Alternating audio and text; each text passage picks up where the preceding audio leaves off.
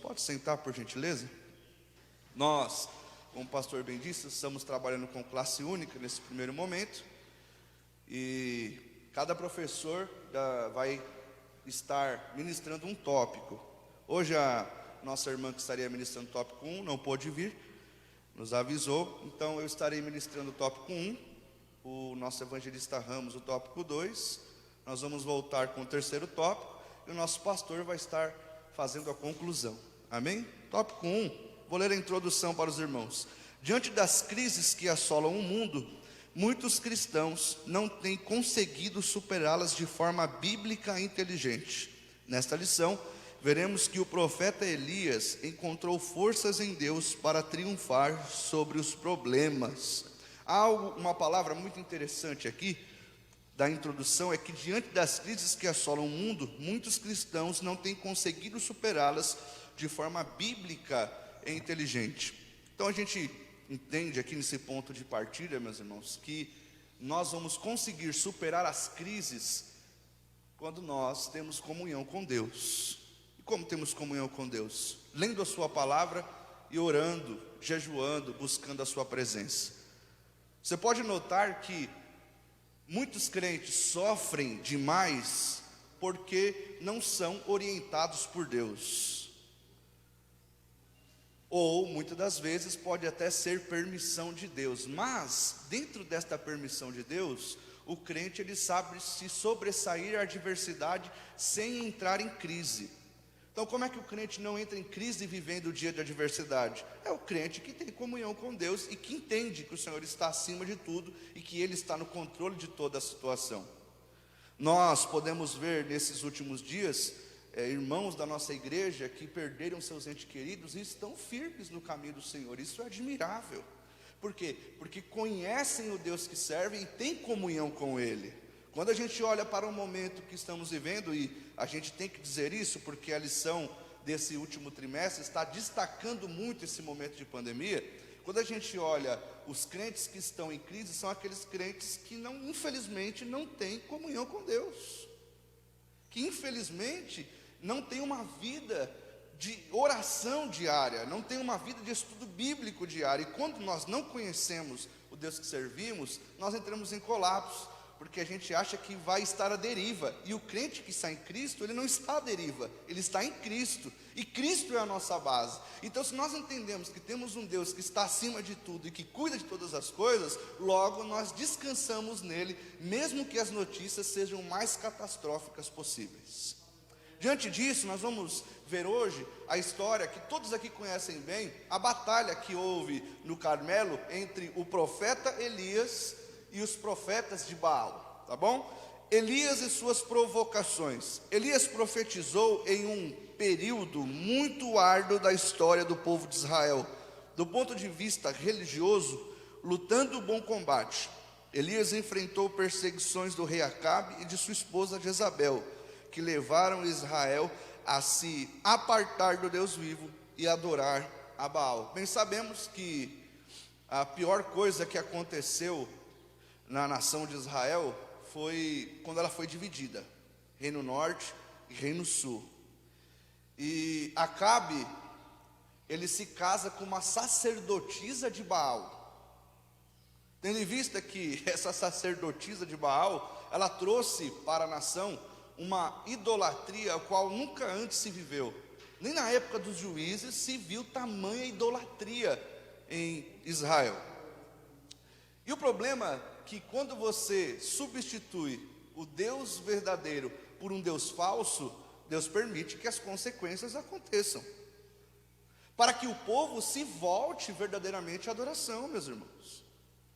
Então, todas as vezes que nós notarmos e vermos a vida das pessoas que elas colocam objetos, colocam muitas vezes até os seus filhos, sua esposa, seu trabalho na frente do Senhor, Deus permite que as crises chegam à sua vida. É um filho que passa por uma enfermidade terrível, é uma porta que se fecha. Por quê? Porque assim como Acabe, nós temos que entender que nós não podemos fazer alianças com quem não é de Deus. E o pior de fazer aliança é que Baal se casou. E se casando com uma sacerdotisa de Baal, ele introduziu a idolatria para a nação, tendo consequências terríveis, Deus permitindo que Israel vivesse a pior seca da sua história. Logo, se não tem água, não tem agricultura. Israel vivia sobre a base da agropecuária. Como nós vimos na aula passada, a base econômica de Israel era agropecuária. E se não tem água, se não tem chuva, o que acontece? A nação vai à falência. E Deus permitiu isso para que o povo dele, para que o rei Acabe despertasse, e entendesse que o que ele estava fazendo era algo terrível perante os olhos do Senhor. Porque lá em Êxodo, Deus falou: não terás outro Deus além de mim. É o único Deus que precisa ser adorado. E o povo agora estava idólatra, de caráter idólatra, e ainda por cima oferecendo holocaustos a Baal. Então, tópico 1, item 1 diz assim: o método da chamada divina. Com a morte do rei Salomão, Israel se dividiu em 2 reinos, norte e sul.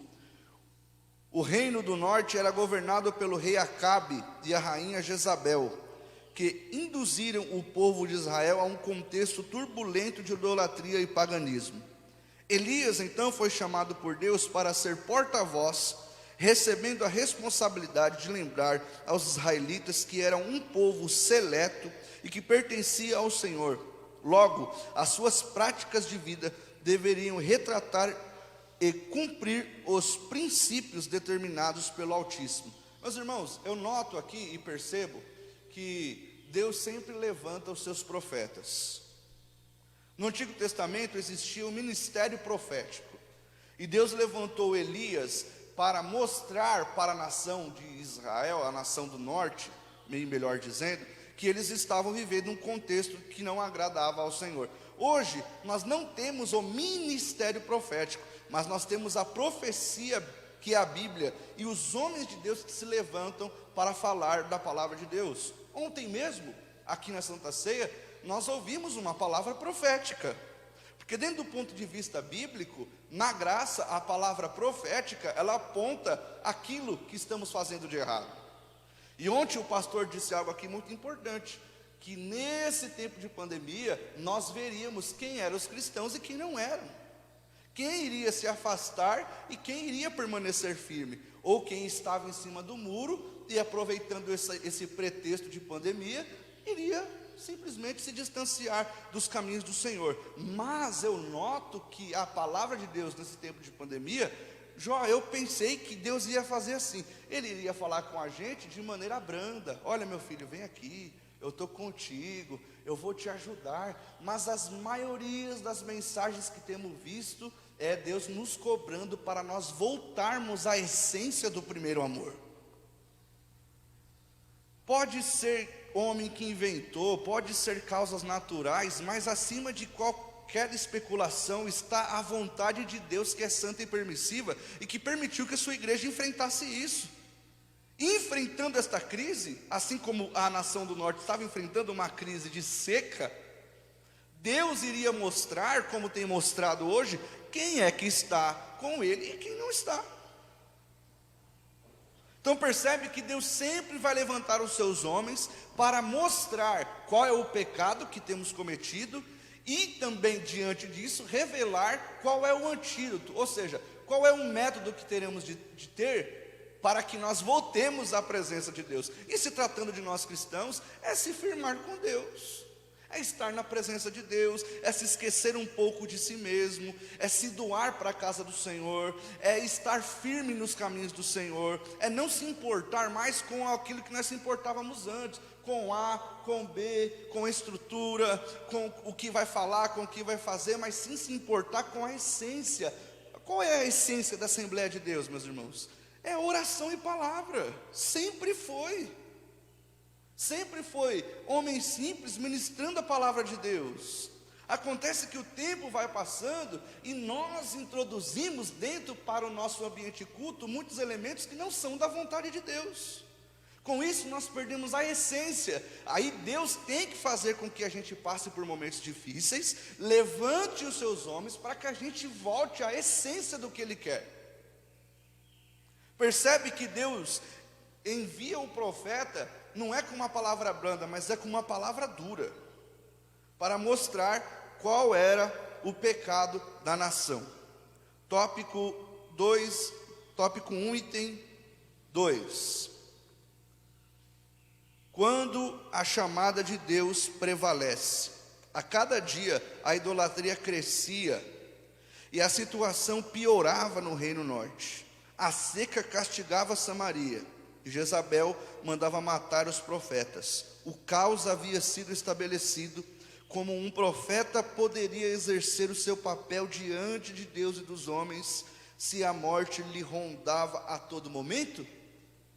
Meus irmãos, quando eu li este tópico aqui, eu fiz um paralelo para o que nós estamos vivendo. O que nós estamos vivendo hoje é um contexto terrível de perseguição contra a Igreja de Cristo. Quando a gente nota a perseguição que a gente vive aqui no Brasil não é a mesma perseguição que os irmãos vivem no Oriente Médio. Lá, eles vivem esse tipo de perseguição aqui citada, de morte. Qual é a perseguição que nós estamos vivendo? É a perseguição ideológica, meus irmãos. É a perseguição da mente. É a perseguição que está depravando os princípios cristãos. E sabe qual que é a estratégia de Satanás? É tentar introduzir o mundanismo dentro da igreja, fazendo com que, o pecado não é tão pecado. Então, hoje, o jovem pode ter relação sexual antes de casar, que não tem problema. Você percebe? Deixa ele namorar, deixa ele pegar 1, 2, 3, 4, 5. Não tem problema não, irmão, é bom que ele vai conhecendo. Você percebe como a ideologia, ela tenta se infiltrar no nosso meio para nos enfraquecer. Sem contar outras inúmeras ideologias que nós estamos vendo, que antes para nós era abominável e hoje não é mais. Coisas que quando nós começamos a nossa fé, nós aprendemos que era abominável aos olhos do Senhor, e essa ideologia que o mundo está colocando em nós, está deixando que tudo vá ao léu. Hoje você tem pastores que sentam numa cadeirinha e ficam falando que você é bom, que você é adorável, que você é gracioso. Olha que coisa linda, não se preocupa, você é mais importante do que Deus. Com isso, a essência do que é verdadeiro vai sendo substituído pela essência do que é falso. E aí, meus irmãos, eu pergunto para vocês, e fica o desafio para mim: como eu vou me comportar como um profeta bíblico de Deus diante de um mundo que tem esta ideologia maluca? Como que o jovem cristão vai se comportar dentro da universidade? Como que eu vou me comportar como cristão dentro da empresa onde eu trabalho? Como que eu vou me comportar como cristão dentro do ônibus, dentro do carro, numa fechada que eu levo? Qual é a ideologia que eu estou vivendo? A ideologia de Cristo ou a ideologia do mundo? Será que eu estou me comportando como um homem, um profeta de Deus? Ou tenho me deixado levar pelo que o mundo diz ser normal? Essa é uma importante tarefa, ser um homem de Deus em momentos de crise, nos meus negócios, com o dinheiro. O pastor, outro dia eu estava conversando com ele, e foi muito legal o bate-papo. Eu fiquei pensando que tem homens que são tentados por mulheres, mulheres que são tentados por homens, tem homens que não pode pegar dinheiro que lhe é tentado, tem pessoas que, se você deixar um celular do lado dele, sair o celular some, ele fala que não foi ele que pegou, mas foi ele que pegou. Como que nós vamos nos comportar diante do mundo deste caráter e diante do pecado que habita em nós?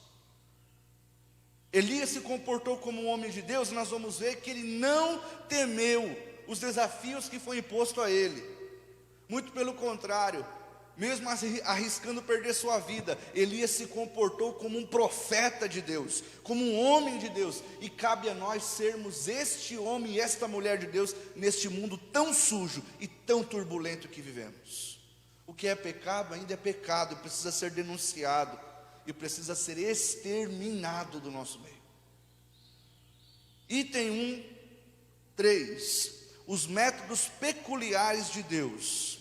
Após profetizar que nem orvalho e nem chuva viria sobre Israel, segundo as suas palavras, para fugir dos ataques do rei Acabe, Elias é forçado a uma imigração solitária. Ele se estabelece junto ao ribeiro de Querite e milagrosamente foi alimentado por corvos. Não fosse o cuidado do Senhor em avisar, Elias certamente teria se assustado ao assistir os corvos chegando para o alimentar. Podemos dizer que o Senhor é bom em tempos difíceis. Ele salva o seu povo e cuida dos que procuram a sua proteção. Meus irmãos, assim como Deus usou este método, e é realmente um método diferente. Pense você, se coloca no lugar de Elias, se Deus não tivesse avisado para Elias. Corvo come o quê? Carniça.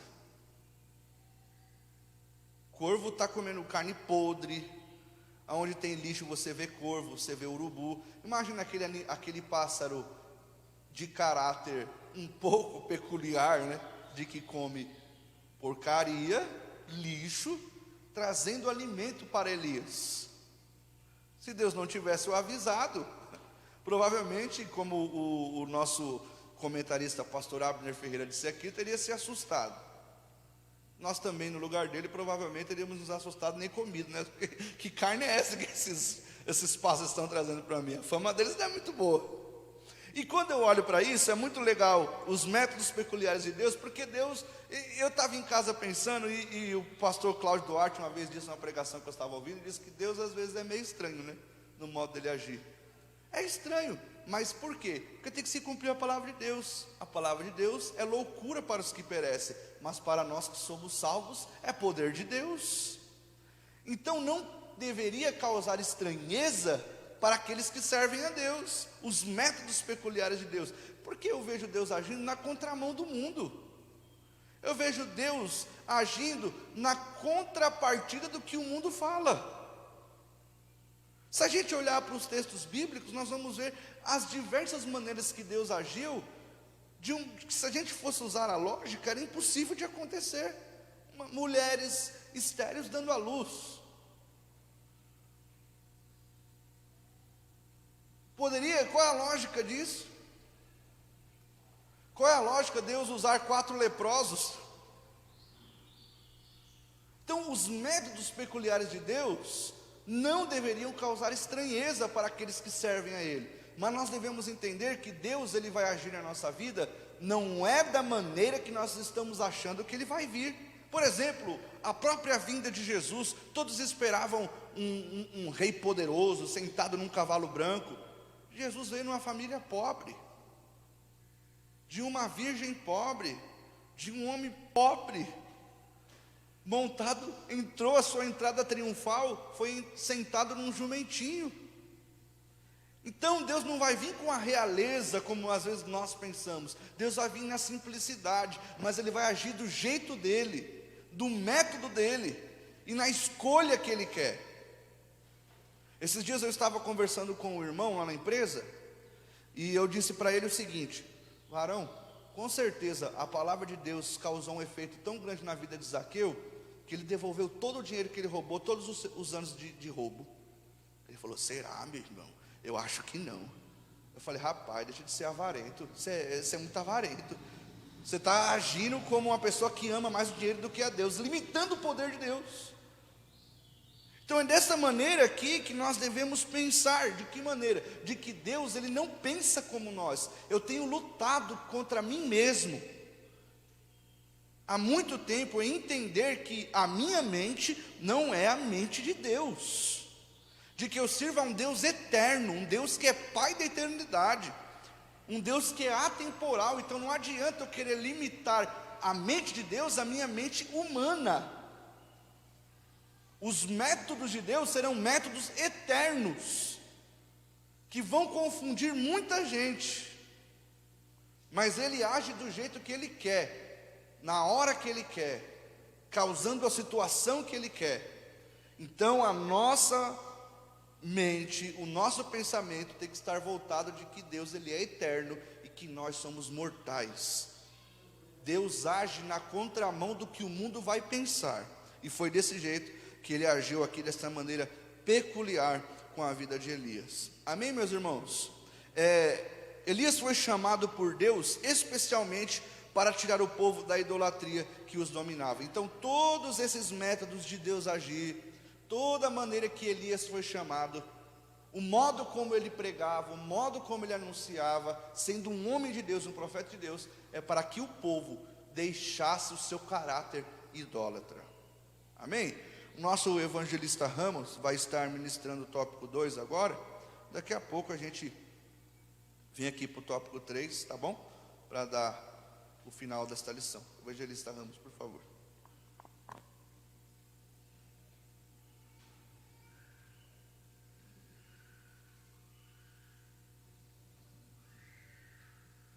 A paz do Senhor para a Graça, amém? Todos que estão nos assistindo em casa, né? Boa é esta lição, né, meus amados irmãos? Vamos, nesta manhã, aprendendo com esse grande profeta. Ele foi um grande profeta do Senhor que nos ensinou muitas lições. E nesta manhã nós vamos estudar o tópico 2, a qual Deus lhe agraciou, né, na casa desta viúva.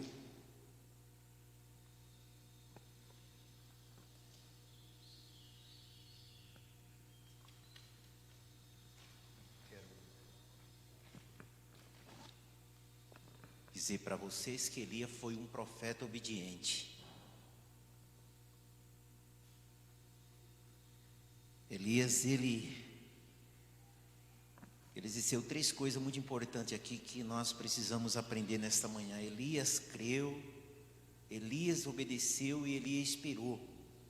Isso é muito importante, meus amados irmãos. Crer, obedecer e esperar, né? Elias teve essas características. Louvado seja o nome do Senhor. E nós vemos que a palavra de Deus veio depois que o ribeiro secou, né? A palavra de Deus veio depois que o ribeiro secou. Está lá em 17, versículo 8, que diz assim, de 1 Rei: então veio a ele a palavra do Senhor dizendo: levanta-te e vai para Serepta de Sidom e habita ali, e eis que eu ordenei ali uma mulher viúva que te sustente. Olha, Elias creu, tá? Elias obedeceu e Elias esperou. Louvado seja o nome do Senhor da glória. Tópico 2, Deus contava com Elias. Deus, meus amados irmãos, Ele é tremendo, né? Aqui que nem o nosso diácono Rodrigo falou, Ele existe e subsiste independente de qualquer coisa.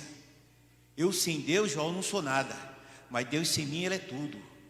Ele existe e subsiste independente de qualquer coisa, meus amados irmãos. Isso é muito importante, isso faz parte dos atributos de Deus, tá? Então aqui nós vemos que Elias creu, obedeceu e esperou. Louvado seja o nome do Senhor. Tópico 2 diz assim: Elias foi um homem que obedeceu a Deus em diversas situações. Para exemplificar, podemos ver as seguintes ordenanças sendo obedecidas. Deus manda para o ribeiro de Querite, para Serepta, para Samaria, para o monte Horebe, para Betel, para Jericó e para o Jordão. Olha, Elias, Deus mandou ele para todos esses lugares, mana. E Elias foi obedecendo, ou aliás crendo, obedecendo e esperando. Olha como é importante, olha como é interessante, meus amados irmãos, nós crer. Porque quando a gente crê, a gente vai, não é verdade? Quando a gente obedece, mais ainda. E quando a gente espera, meu irmão, é bom ficar no Salmo 40. Esperei com paciência no Senhor, e Ele se inclinou para mim e ouviu o meu clamor. Louvado seja o nome do Senhor. 2.1, Deus, um profeta. Deus, um profeta e uma viúva pobre. Meus amados irmãos, aqui nós vemos, né? Estava Deus, veio o profeta e agora está a viúva. Porque o Senhor escolheu uma pobre viúva estrangeira para auxiliar o profeta Elias não seria mais viável que alguém de seu povo lhe acudisse? Está escrito lá em 1 Reis 17:9. A razão da escolha de Deus é bem simples. Israel estava mergulhado em um nível assustador de idolatria, e é preciso de Elias não era bem-vindo nesta nação. Se as palavras do profeta era rejeitado, o israelita não atenderia às ordenanças de Deus para socorrer o profeta Elias.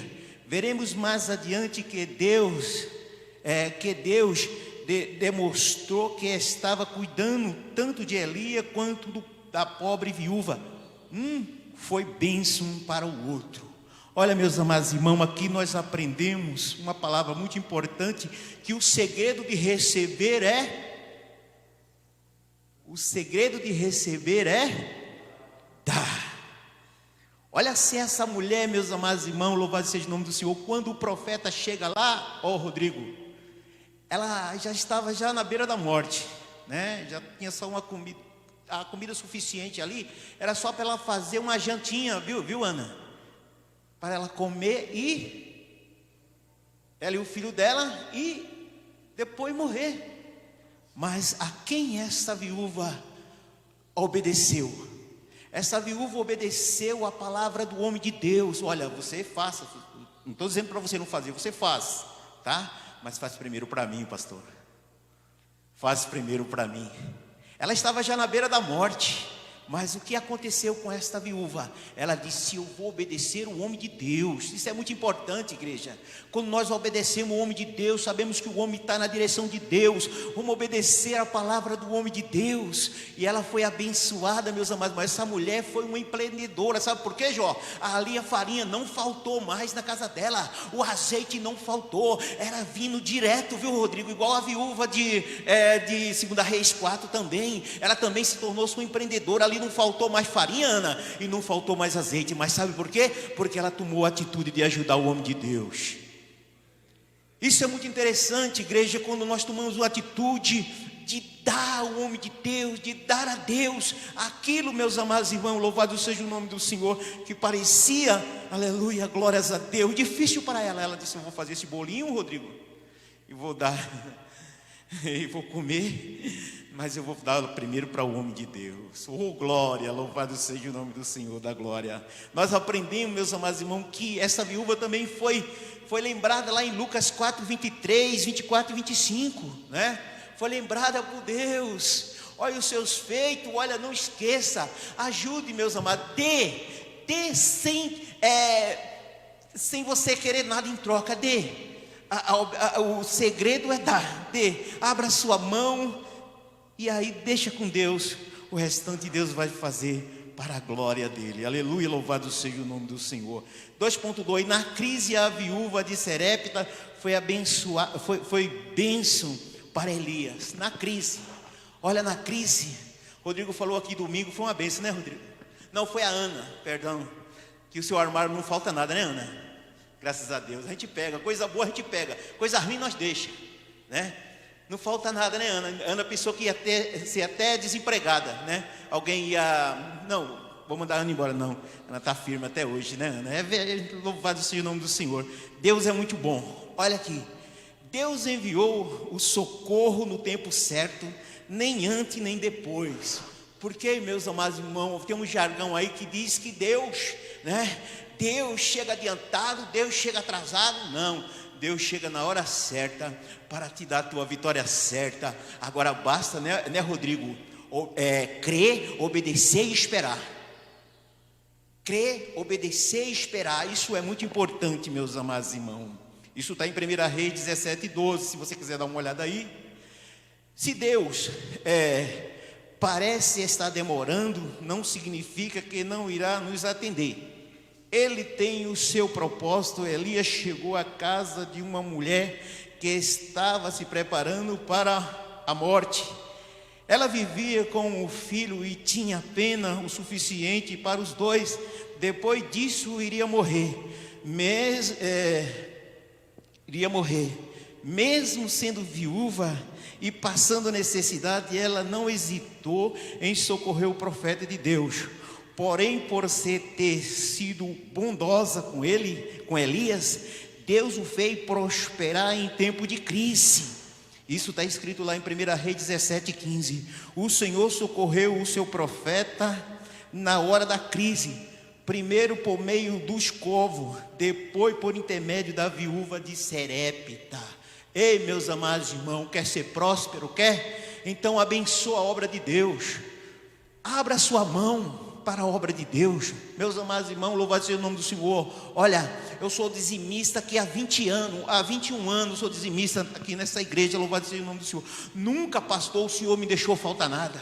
Sempre tem farinha, sempre tem azeite, e sempre o Senhor tem me abençoado, meus amados irmãos, louvado seja o nome do Senhor. Nós sempre, meus amados, temos para dar.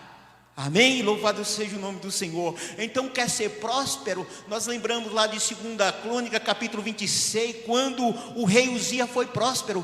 Enquanto 26:5 diz: quando Uzias buscou o Senhor, Deus o fez prosperar. Agora, meus amados, nós precisamos ter essa fé de Elias. É a fé, pastor, uma fé viva, uma fé bíblica, uma fé verdadeira. Não aquela fé com baganha, porque muitos dizem: eu vou dar aqui e o Senhor vai me dar ali. Não, abra o teu coração, aleluia, para o Senhor, louvado seja o nome do Senhor. Quer prosperar, quer ser próspero? Abençoe primeiro a obra de Deus. Louvado seja o nome do Senhor da glória. Essa mulher se desprendeu, meus amados irmãos, louvado seja o nome do Senhor, do seu pouquinho de farinha, do seu pouquinho de azeite, e deu para o homem de Deus. É uma lição para nós, irmãos. Isso é uma lição extraordinária para a minha vida. Então eu preciso abençoar a obra de Deus. Quando eu dou de coração para Deus, Deus se responsabiliza por mim. 2.3, né? 2.3 já, e na crise Elias foi bênção para a viúva de Serepta. Você está sendo bênção para alguém nessa crise? Nós estamos sendo aqui bênção, né? Nosso pastor está sendo bênção, irmão. Não está aqui direto na igreja, né? Ontem a grande Santa Ceia, hoje à noite também a grande Santa Ceia, né? Com outra listragem. Isso é muito importante, irmão. Tem sido bênção para a obra do Senhor Jesus, né? Estamos convencidos de que no momento de crise social, né, como a que temos vivido no mundo contemporâneo, os cristãos não devem entrar em pânico. Não entre não. Veja o caso da viúva de Serepta.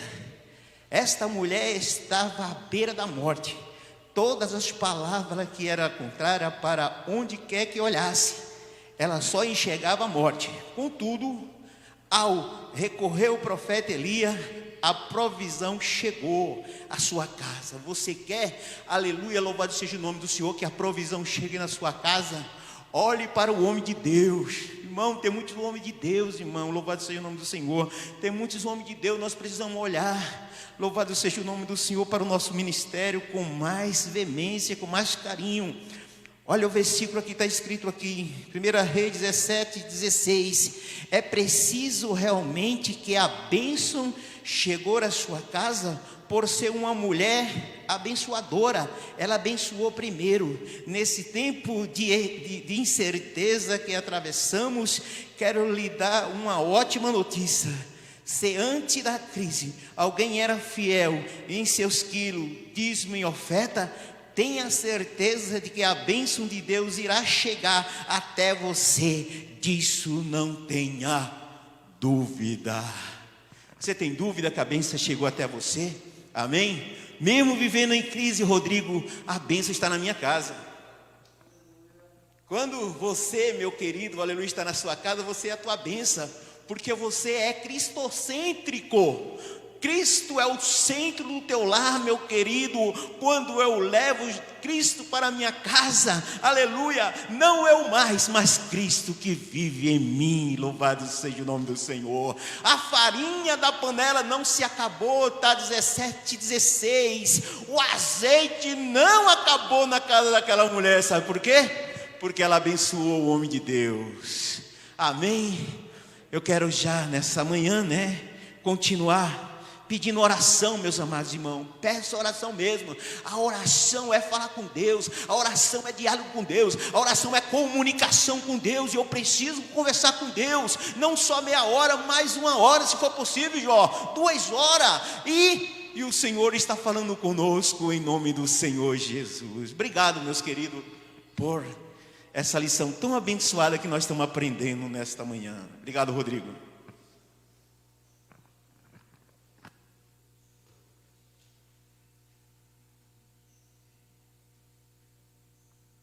Glória a Jesus, né? Dá para a gente resumir esse tópico que o nosso evangelista ministrou como: quer ser abençoado, seja um abençoador.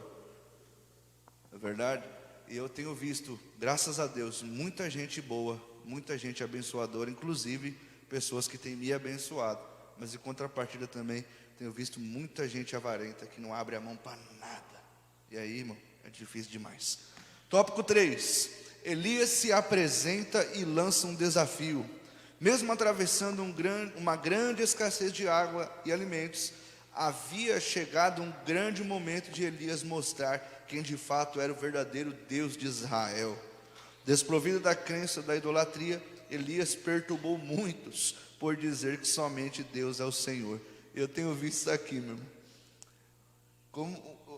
Como perturba as pessoas quando você diz que Deus é o único e verdadeiro. Só tem Ele. Você nota que tem até leis em projeto na Câmara para que o cristão não declare a sua fé em Cristo. Até leis, tem lei lá, mano. Tem lei lá, na mesa, para ser aprovada. Inclusive, o nosso grande ministro, né, Edson Fachin, é de acordo com essa lei aí. A lei que proíbe que o crente declare que Cristo é o seu Senhor e Salvador. Que coisa, né? Então tem gente que range os dentes quando você diz isso aqui que Elias disse, que somente Deus é o Senhor. Se Elias na época dele perturbou, imagina nós agora. O crente tem que ser um povo que perturba, porque aonde a luz chega, Jesus disse isso, as obras más são manifestas. Passa uma semana longe de casa, se você não arrumar a casa, meu irmão, devido à correria, quando você chega, acende a luz, você toma até um susto. Aquele cheiro de mofo, você vê as coisas jogadas para um lado, você já quer logo arrumar. É isso que acontece quando você declara que Deus ele é o único Senhor. Você acende a luz e aí é muita coisa ruim que é exposta. Por isso que o povo odeia a igreja. O povo que eu digo, o povo do mundo. 3.1. Confrontando o povo e os profetas pagãos. O profeta Elias sabia para o que fora chamado e não retrocedeu. Convocou o povo de Israel para o Monte Carmelo, juntamente com os 450 profetas de Baal e os 400 profetas de Azera. Ali, 2 sacrifícios seriam apresentados, um pelos pagãos e outro pelo profeta do Senhor. Ninguém poderia queimar os sacrifícios, pois o fogo deveria surgir de forma sobrenatural. O verdadeiro Deus seria aquele que queimasse o sacrifício. E assim, munido de fé e confiança, Elias venceu o confronto. Deus foi fiel para com seu servo e lhe honrou perante todos. Assim aconteceu com os servos de Deus na atualidade, onde confrontos do império das trevas chegam a todo o momento. Meus irmãos, eu estava refletindo aqui. Imagine você sozinho no monte, e você olha 450 profetas de Baal e 400 de Azera. É gente para chuchu. 850 cabras fazendo sacrifício, e você sozinho. Ainda você dá o direito, ele pode fazer primeiro. Dou essa vantagem para vocês. Ou seja, ele era uma confiança incrível no Deus que ele servia. E esta confiança no Deus que ele servia era uma confiança plena de que somente o sacrifício dele seria aceito. Ou seja, o cristão é aquele povo que ele anda conforme Deus quer que ele anda. Se Deus manda ele correr, ele corre. Se Deus manda ele reduzir a velocidade, ele reduz. Crente tem pé no acelerador, mas também tem pé no freio. Crente, ele não é ansioso. Crente não é ansioso e acrescento, crente não pode ser ansioso. Porque o crente que confia no Deus que ele serve, ele não é ansioso. E eu olho para Elias aqui e eu vejo um exemplo de uma pessoa que confiava no Senhor. Sozinho, mas não só, porque estava com Deus. Sozinho fisicamente, mas munido de todo o exército celestial com ele. Contra 850 profetas pagãos. E aqui quando eu olho esse sacrifício, eu vejo uma ilógica tremenda. Porque Elias, ele fez a vala e colocou água. A lógica é a água apagar o fogo. A lógica não é, a água não é combustível. A água não tem combustão para acender. A água só vira material combustível quando ela tem o acréscimo de outro produto químico nela.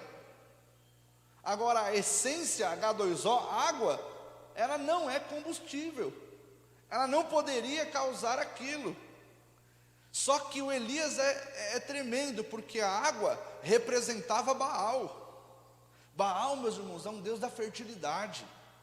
Baal também era conhecido por ser o deus da chuva. Olha que coisa. O Deus da fertilidade e o Deus da chuva estava falido, hein? Meu Deus do céu, porque a nação estava sofrendo de fome e de água. Olha aí, o Deus deles estava falido. Que coisa, né? Aí Elias falou, vou colocar água aqui ainda para dar para deixar mais interessante esse sacrifício. Eu acho legal aqui o Elias, né? Porque o Elias falou, clama mais aí, eu dou mais um tempinho para vocês. Vocês querem mais um dia para estar clamando? Chama mais, grita. Eu acho que o Baal não está ouvindo não. O homem era terrível, pastor. O homem era terrível. Aí eu falo, meu, toma cuidado, né? Você não é Elias. Então, como diz um amigo meu, disse para mim uma vez, Digão, relaxa, meu amigo, fique em paz. O Elias sabia o que ele estava fazendo, não é? Mas eu trago isso no sentido de a gente pode ficar tranquilo, a gente pode descansar, a gente pode pegar esse sentimento de Elias no sentido de descansa, fique em paz. Vai vendo o mundo em crise, vai vendo o povo se descabelando aí, tentando fazer coisas terríveis para destruir a igreja, para acabar com a gente muitas das vezes, para nos calar. Eu falo no âmbito político, meus irmãos, mas também na nossa esfera do cotidiano. Você acha que também não tem pessoas querendo nos calar, incomodadas conosco, com o brilho do Espírito Santo que há em nós? Claro que tem. Às vezes uma injustiça no trabalho, às vezes uma injustiça na família, até mesmo uma injustiça na igreja. Não é fácil, mas nós temos que estar dotados dessa tranquilidade que estava no coração de Elias e desta confiança que tinha no coração dele. Ele preparou o altar no momento dele preparar, ele fez todo o trabalho que ele tinha que fazer no tempo dele. Então fica esta lição para nós, vai fazendo o seu trabalho na obra do Senhor, vai fazendo aquilo que Deus colocou nas suas mãos para você fazer, faça com calma, faça orando, faça confiando, porque o Senhor é com você. É esta lição que nós tiramos aqui deste episódio, a lição de não sermos crentes apavorados, nem tampouco crentes acomodados, mas crentes que sabem ouvir a voz de Deus e que agem com sabedoria diante de um momento de um desafio como esse. O pastor Abner termina este ponto 1 do 3 dizendo que o nosso confronto é contra o império das trevas. E isto é uma coisa que tem sido pouco falada, que nós lutamos não é contra a carne nem contra o sangue, mas é contra hostes e potestades e dominadores da maldade. Há uma guerra espiritual no plano de fundo muito grande, mas nós estamos munidos da palavra de Deus, do Espírito Santo que está conosco e intercede por nós com gemidos inexprimíveis. Não podemos nos esquecer disso. Não lute contra a carne e sangue, faça como Elias, fique tranquilo e Deus será com você. Tópico 3, item 2, a resposta divina em meio à fé. Em meio às adversidades da vida, devemos confiar em Deus com todas as nossas forças. O profeta Elias nos faz ver que confiar em Deus é a atitude mais acertada que um ser humano pode fazer. Quando rogamos ao Senhor com toda a nossa devoção, a resposta vem pelos modos mais diferentes, como no caso da resposta de Elias no Monte Carmelo aos 450 profetas de Baal e 400 de Azera. Após a oração do profeta Elias, caiu fogo do céu e o Senhor consumiu completamente o holocausto, a lenha, a pedra e o pó, e ainda lambeu toda a água que estava no rego. A amplitude mais significativa da ação de Deus no Monte Carmelo foi que todo o povo caiu sobre os seus rostos e disseram em uma única voz: só o Senhor é Deus, só o Senhor é Deus. Meus irmãos, que a nossa vida possa ser, como Paulo falou, um sacrifício vivo, santo e agradável a Deus. Que a presença do Espírito Santo possa consumir todo o nosso ser, como a presença de Deus consumiu todo o holocausto de Elias. Você viu que coisa tremenda aqui? Não sobrou lenha, pedra, pó e água, não sobrou nada. Nem quando a gente faz o churrasco lá, fica lá aquele restinho de carvão. Se fosse um churrasco, só para os irmãos entenderem, não sobraria nem o restinho do carvão. O fogo de Deus foi tão grande que consumiu o holocausto inteiro. E o fogo que desceu no Carmelo não apenas consumiu o holocausto, ele consumiu a incredulidade dos profetas de Baal e Azera. Ele teve um efeito material e um efeito espiritual. Então o fogo de Deus, ele tem que consumir em nós o pecado. Quando eu peço o fogo de Deus para mim, eu tenho que entender que o fogo de Deus vai consumir o pecado, vai consumir os meus desejos carnais, vai consumir a minha essência material, mas vai produzir em mim um efeito espiritual. Então quando eu oro pedindo fogo, aí um rapaz falou: cuidado que o fogo queima. Eu falei: mas é para queimar mesmo, rapaz. É para destruir esse meu eu pecaminoso, sujo, assim como aconteceu no Monte Carmelo. O fogo de Deus tem a característica de destruir o material e produzir um efeito espiritual. Então que este fogo, que esta chama, que assim como foi em Atos 2, viram sobre suas cabeças línguas repartidas como de fogo.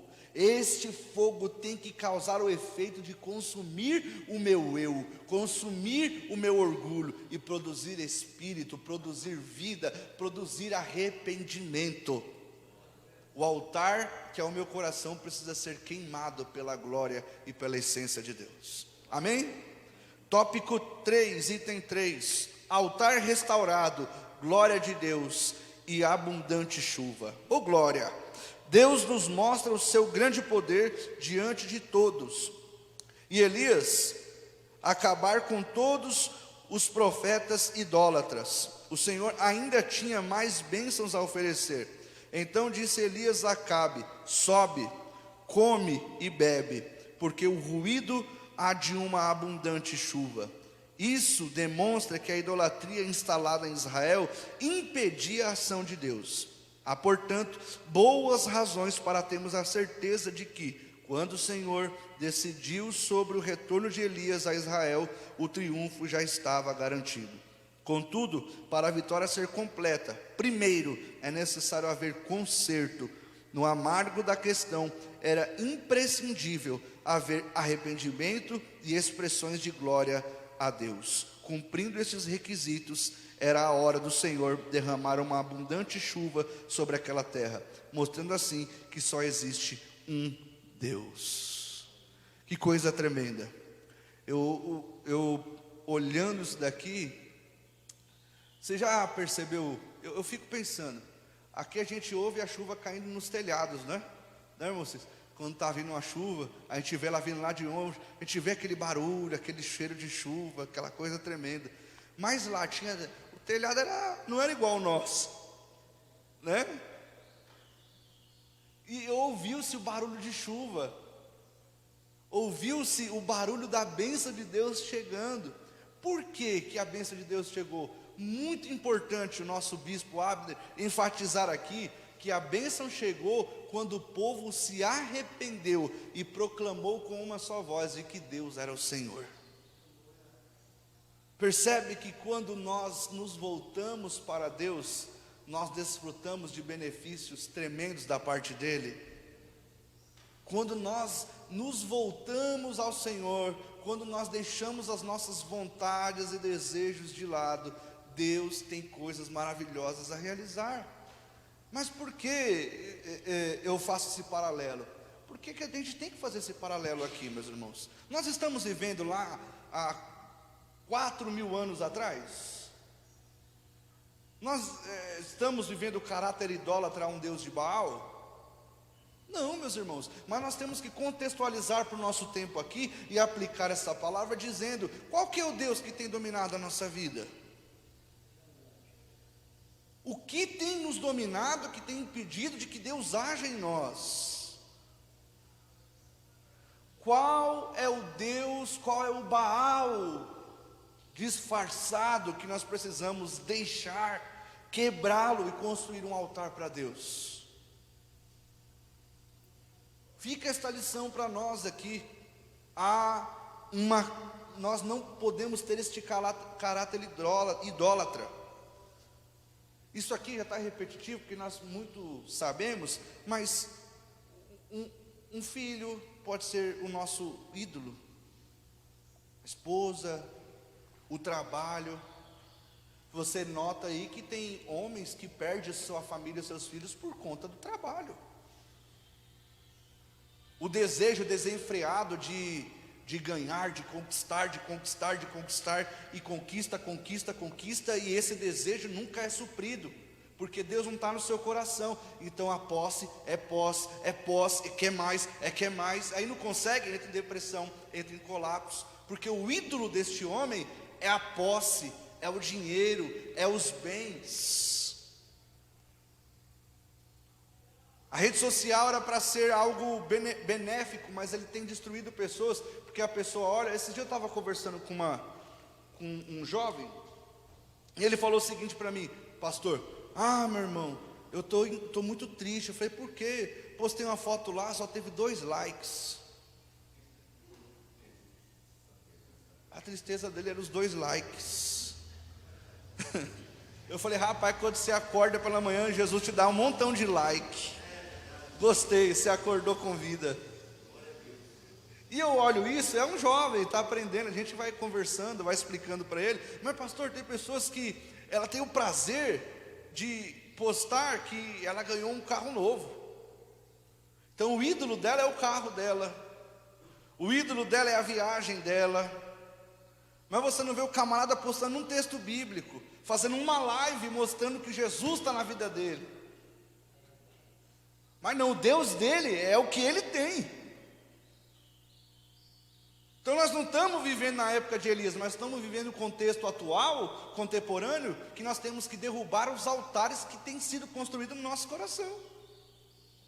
Então a lição de hoje ela é muito eficaz no sentido da gente entender que o que é de Deus, que o que é do mundo é do mundo. Nós não devemos ter esse caráter idólatra, no sentido de idolatrar as coisas que temos, objetos que temos ou alguém, mas devemos destruir isso e deixar com que o fogo santo do Espírito consuma a nossa vida. Amém, meus irmãos? Que Deus abençoe. Nosso pastor vai estar aqui fazendo a conclusão e já passo para o mesmo a direção do trabalho.